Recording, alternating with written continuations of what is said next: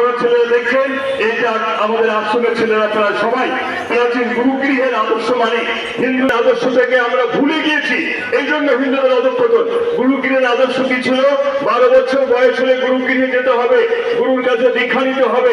এই নিয়ম পালন কে করেছিলেন? স্বয়ং রামচন্দ্র ভগবান বৈশিষ্ট্য আশ্রমে গিয়েছিলেন।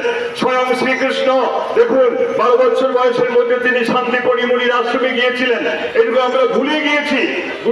গুরু মহারাজ স্বামী প্রণবানন্দজি তাই গুরুগৃহের মহান আদর্শকে প্রতিষ্ঠা করার জন্য আশ্রমের সাথেই ছাত্রাবাস নির্মাণ করার পরিকল্পনা করেছেন। তাই ভাই বোনেরা আমার, আমাকে অনেকে প্রশ্ন করে হিন্দু ধর্মে এত মত কেন? আমি এটা সহজ ভাবে বলতে চাই, God is one but he has many names and many forms. এটা মনে রাখবেন, God is one but he has many names and many forms. ভগবান ঈশ্বর বলুন, ভগবান বলুন, রাম নারায়ণ হরি এমনি করে তো অন্তত 108টা নাম পাওয়া যায়। ভগবান শ্রীকৃষ্ণের একটা নাম পাওয়া যায়। তো সেখানে বলা হয় শক্তি আমাদের মধ্যে গণ চেতনা ওই বস্তু হচ্ছে।